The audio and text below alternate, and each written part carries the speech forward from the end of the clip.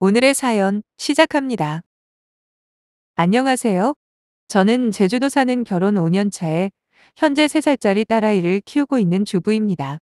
여기에 사연을 올리자 마음먹은 계기는 지금 이혼을 생각하고 있어서예요. 하지만 그 원인이 남편 때문은 아니고 시부모님 때문이라서 과연 아빠를 유난히 좋아하는 우리 아이에게 아빠라는 존재를 없애는 제 결정이 올바른지 많은 분들의 의견을 구하고자 이렇게 제 부끄러운 가정사지만 오픈해 보려고 합니다. 사실 저 어제 시어머니한테 욕 듣고 머리까지 맞았어요. 너무 화가 나서 애 데리고 친정으로 왔거든요. 어제만 해도 이제는 더 참을 일 없을 거라 남편에게 선언했고 이혼할 거라고 확실하게 못 박아뒀습니다. 하지만 하룻밤 자고 일어나서 냉정하게 어제 있었던 일들의 원인을 곰곰이 생각해봤죠. 그 어떤 이유에서건 시어머니한테 욕들을 일하지 않은 것도 사실이고 더욱이 맞을 일 따윈 절대 없었지만 남편이 마음에 걸리는 겁니다. 참 좋은 아빠거든요. 좋은 남편까지는 잘 모르겠지만 그래도 최소한 이혼을 당할 만큼 남편 역할을 못한 것도 없어요. 그래서 더 고민이 되는 거일 수도 있겠네요. 남편은 오늘 퇴근하고 친정으로 온다며 아빠와 통화를 했나 보더라고요. 전화로는 무조건 잘못했다면서 무릎이라도 꿇고 사과하고 싶다고는 하는데 어떻게 해야 할지 머리가 너무 혼란스러울 뿐이네요. 일단 사건의 발단은 7년 전 신혼 때로 거슬러 올라가야 할 듯 싶네요. 그때부터가 시작이었거든요. 저는 일반 회사 다니다 동창회에서 오랜만에 만난 예전 절친의 소개로 남편을 만났고 참으로 불같은 사랑을 했습니다. 1년 동안 우리는 매일 하루도 빠짐없이 만났네요. 서로 회사가 거리가 가까운 편도 아니었는데 먼저 퇴근한 사람이 상대 회사 앞에서 기다려서 심야 영화도 보고 야간 드라이브도 하면서 꿀맛 같은 데이트를 즐겼죠. 그리고 곧 결혼을 했습니다. 우리 이쁜 딸아이가 찾아오기 전까지는 맞벌이를 계속했었어요. 결혼 전에 시어머니가 제게 그러시더군요. 너는 시집살이 할 걱정은 안 해도 된다. 내가 워낙 귀찮은 걸 싫어하거든. 아마 네가 먼저 전화하고 찾아오고 할걸? 어머니 얼굴 좀 보고 살아요 하면서 말이야. 라고 하시던 시어머니는 결혼하자마자 거짓말처럼 돌변하시더군요. 저희 사는 곳이랑 시댁이랑 거리가 좀 어중간해요. 차로 1시간이면 가는 곳이라 멀다고 하기에도 애매하고 그렇다고 부담 없이 왕래하기에는 조금 힘든 거리인데 허구한 날 불러대시더라고요. 뭐 김장한다 부르고 또 반찬 해놨으니 가져가라 부르시고요. 때로는 아무 이유도 없이 그냥 밥 먹고 가라고 부르신 적도 많습니다. 진짜 너무 힘들었어요. 그렇다고 퇴근하고 시댁 들러서 반찬만 챙겨 돌아오지도 못합니다. 반찬 겨우 한 종류 해놓으시고는 제가 도착하면 음식 가르쳐 준다는 핑계로 힘들게 대여섯 종류 반찬들 해놓고 시댁을 나서면 밤 9시가 넘어요. 친절하게 가르쳐 주지도 않습니다. 막 뭐라고 하는 건 아닌데 제가 실수라도 할라 치면 옆에서 계속 혼잣말로 그 나이 먹도록 이런 것도 못하고 뭐하고 살았을까라거나 아니 시집 올 때 기본적인 건 좀 배워서 오지. 아무것도 못하네 진짜로? 하시면서 사람 기를 죽이는데 참 진짜 피가 바짝바짝 마르더라고요. 제 성격이 원래 쉽게 주눅이 드는 편이라 잘한다 잘한다 기세워주면 몇 배로 잘하는데 막상 옆에서 못한다 그러면 원래 할 줄 아는 것도 잘 안 되더라고요. 그러니 더 실수가 많아지고 그러면 또 시어머니는 빙빙 돌려서 저 기죽이는 말만 골라서 하시고요. 이게 안 당해본 사람은 몰라요. 차라리 호통치고 소리치면서 뭐라고 하는 게 오히려 속편하지 조곤조곤 사람 약올리듯 괴롭히면 어떻게 반박하기도 애매하고 그냥 계속 주눅만 드는 거예요. 그러다 이대로는 정신병 걸리겠다 싶어. 하루 날 잡고 남편이랑 몇 시간 동안 진지한 대화를 나눴습니다. 결혼 초부터 시댁에 자주 가야 했던 사소한 이유들과 거기서 보내는 동안 내가 얼마나 스트레스가 심했는지 전부 다 이야기했죠. 아마 남편은 그날 처음으로 제 입에서 자세한 내막을 들었을 거예요. 제가 그동안 크게 내색을 안 했었거든요. 제 이야기를 전부 다 들은 남편은 자기에게 맡기라고 하더니 다음날 혼자 시댁에 들렀다 오더군요. 그리곤 부모님한테 알아듣게 잘 말씀드렸다고 안심을 시켜줬습니다. 솔직히 진짜 그랬을까 반신반의했는데 정말로 어떻게 이야기를 한 건지는 몰라도 그 뒤로 저만 따로 불러드리는 경우는 없어졌고 가끔 주말이나 공휴일에 남편에게 전화를 하시는 게 전부였네요. 이따금씩 얼굴 한번 보고 싶다고 하시면 저랑 상의해서 외식 정도만 하고 왔습니다. 그제야 저는 살만하더라고요. 남편이 든든하고 고맙게 느껴졌어요. 흔히 남편이 시댁이랑 자기 아내 사이를 조절하는 걸 중간 역할이라고 하잖아요. 지금 생각해도 남편은 확실히 중간 역할 잘했던 것 같아요. 제 기분도 상하지 않게 하고 시부모님 역시 크게 감정 안 상하게 이야기 전달도 현명하게 했죠. 어느 쪽이 잘못했는지 객관적으로 보고 잘못한 건 확실하게 지적하기도 했고요. 그렇게 별탈 없이 지내다 제가 임신을 하게 되었어요. 남편도 뜰 듯이 기뻐했지만 시부모님 역시 정말 좋아해 주셨네요. 회사는 임신 8개월까지만 다니고 나머지 2달은 친정에 가서 지냈네요. 그리고 우리 천사 같은 딸을 낳고 엄마가 되고 보니 전혀 다른 세상이 펼쳐지더라고요. 물론 긍정적인 면이랑 부정적인 면 둘 다겠죠. 아이를 키운다는 건 예상했던 것보다 훨씬 힘들고 또 행복한 경험들의 연속이잖아요. 원래는 육아휴직 후에 복직하려고 했거든요. 근데 엄마가 절실하게 필요한 갓난아기를 다른 사람 손에 맡기는 게 도저히 마음에서 허락이 안 되더라고요. 그래서 남편과 상의를 했어요. 솔직히 제가 스펙이 좀 됩니다. 어학 쪽 자격증도 많고 나름 전문직이라 일자리를 구하는 사람이 생각보다 적은 편에 속하죠. 그래서 아이가 최소한 유치원 갈 때까지는 전업주부로 육아에 힘쓰고 그 후에 다시 일을 시작하겠다 제안했고 남편도 흔쾌히 동의를 했습니다. 아이 낳고 시부모님은 하루 걸러 저희 집에 방문하셨습니다. 원래는 저한테 애 데리고 좀 오라고 손녀 얼굴 좀 보자고 하시길래 제가 그랬어요. 아직 100일도 안 된 애를 데리고 밖에 나간다는 게 무리라고 했더니 그럼 우리들이 가면 된다고 하시면서 그때부터 이틀에 한 번씩 찾아오시더군요. 우리 딸이 4.2kg이었거든요. 당연히 자연분만은 불가능해서 제왕절개로 낳았는데 제왕절개 해보신 분들은 잘 아실 거예요.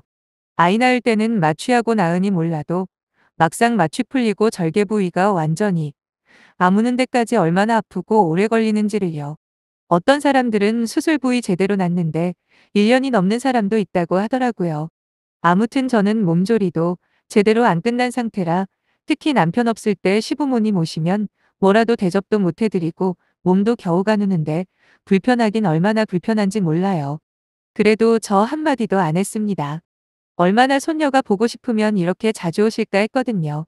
절대 만만한 거리도 아니잖아요. 그렇게 생각하고 이해하려고 많이 노력했어요. 물론 시부모님도 오시면 손녀만 보고 가십니다. 특별한 잔소리나 저 기분 상할 만한 일을 하시진 않으세요. 하지만 딱 거기까지예요. 남들은 애 낳고 시어머니가 미역국도 끓여주고 반찬도 만들어주고 그런다는데 정말 손녀만 딱 보고 가시는 게 은근히 섭섭하대요. 뭐 몸조리까지는 바라지도 않아요. 그래도 며느리가 자기들 손녀 낳고 몸이 아파 끙끙거리는데 괜찮냐는 말 한마디 안 하시는 분들이세요. 그냥 그러려니 내 팔자의 시부모 사랑은 애초에 없는 거구나 포기를 하고 살았는데 남편이 이직을 하게 됐거든요. 시댁과 거리가 더 멀어진 다음부터 자주 오시기에 힘이 드셨는지 점차 저희 집에 방문하는 횟수가 줄어들더라고요. 저야 뭐 내심 좋았습니다. 이 부분은 솔직히 말할게요. 아니 사실이 그렇잖아요. 오셔서 뭐 하나라도 편하게 해주신 거 없는 건 둘째치고서라도 마음 편히 옷도 무십고 식사 때 되면 괜히 신경도 쓰이고 말이에요. 말로는야 괜찮다 괜찮다 하시지만 저녁 시간 다 지났는데도 아무것도 안 하시고 배가 고픈에 만회하십니다. 배달 음식 시켜드리는 것도 한두 번이지 어쩔 수 없이 제가 또 움직일 수밖에요. 그래서 시댁과 멀리 떨어지고 죄송한 마음보다 홀가분한 마음이 더 컸는데 이게 또 시간이 좀 흐르다 보니 마음이 또 안 그렇더라고요. 1년 정도가 지나니까 비록 저한테는 얄밉고 섭섭한 시부모님이지만 그래도 제 딸아이만큼은 정말 이뻐해 주시던 모습이 계속 눈에 밟혀 저도 모르게 시댁 갈 생각을 하고 있는 겁니다. 물론 가끔씩 오셔서 식사하고 가시긴 하지만 그것도 이따금씩이었죠. 얼마나 손녀가 보고 싶으실까 하는 오지랖에 그때부터 한 달에 한두 번은 찾아뵙기 시작했고요. 남편이 이직한 회사는 급여가 그전 회사보다 훨씬 세지만 업무 강도가 상당해서 야근을 밥 먹듯 하고 주말에도 일할 때도 있을 정도입니다. 그래서 거의 매일 늦게 들어오는 데다 쉬는 주말에는 완전히 파김치가 되길래 그럴 때는 저만 딸아이 챙겨서 차 끌고 시댁에 찾아뵙기도 했어요. 잘 아시겠지만 애 데리고 엄마나 아빠 혼자 어디 움직이는 게 보통 번거롭고 힘든 일이 아니잖아요.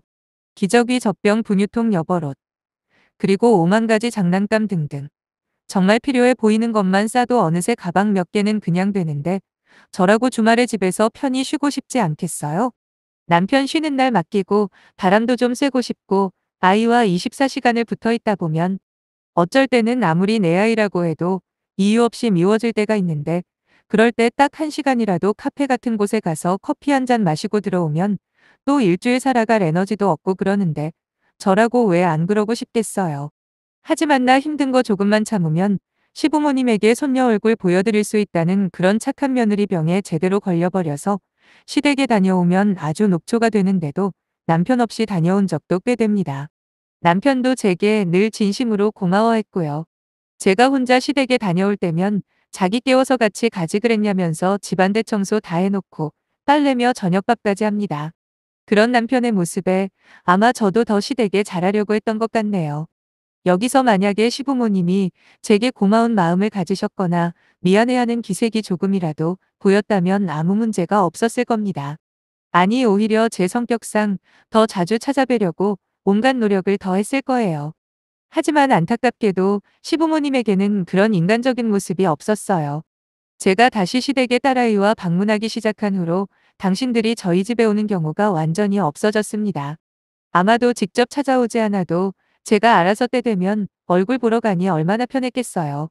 거기다 한술 더 떠서 처음엔 별 말씀 안 하시던 시어머니가 점차 제가 찾아가는 걸 너무 당연하게 여기시며 더 자주 오라는 뉘앙스로 이야기를 하기 시작하는 겁니다. 정말 어느 영화 대사처럼 타인의 호의를 권리로 받아들이시더라고요.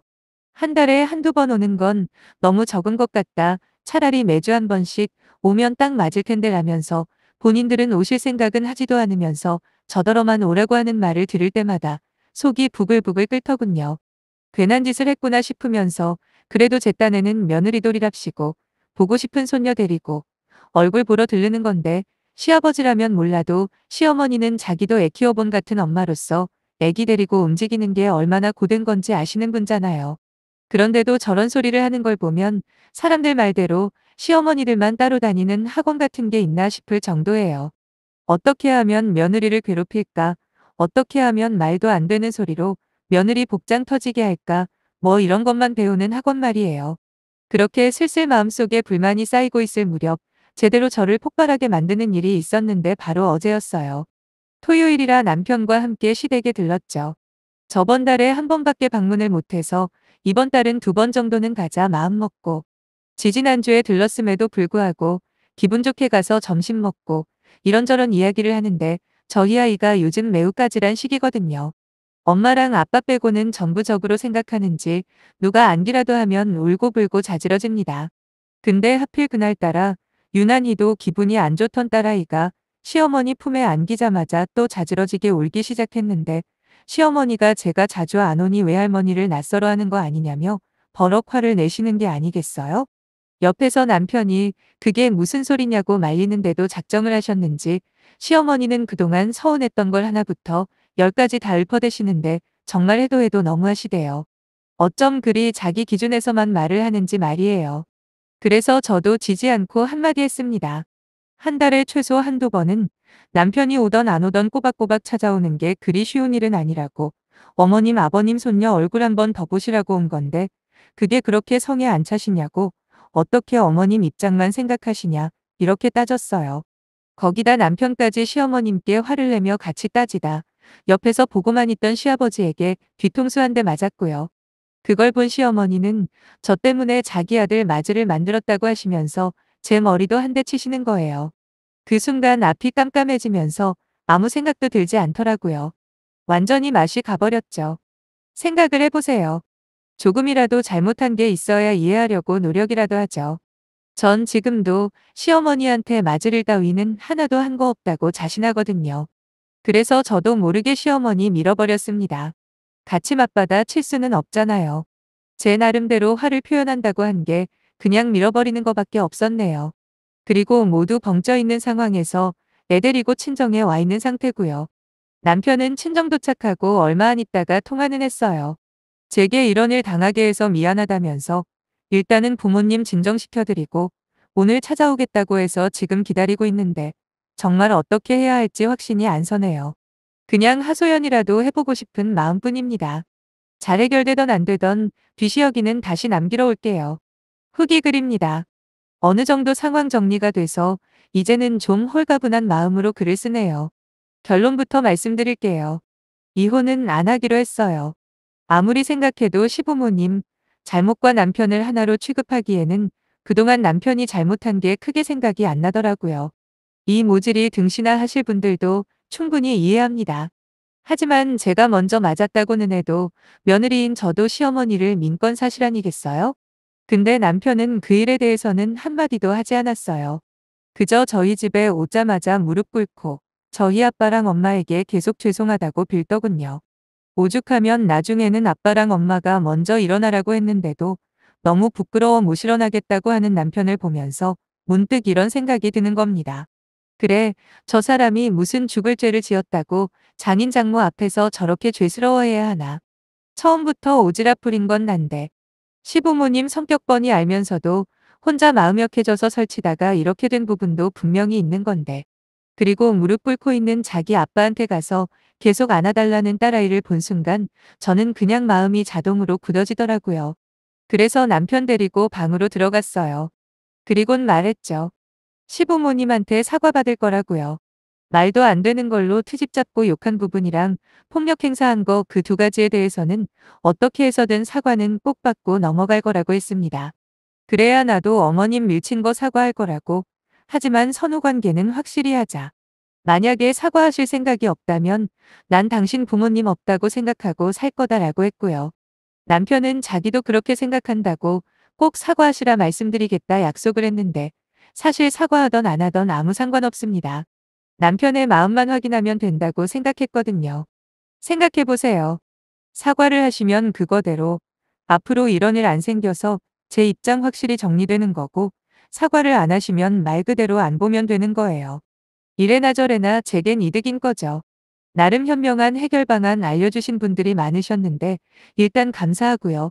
그분들 뜻대로 결론이 난 건 아니지만 제 입장에선 이게 최선인 것 같네요.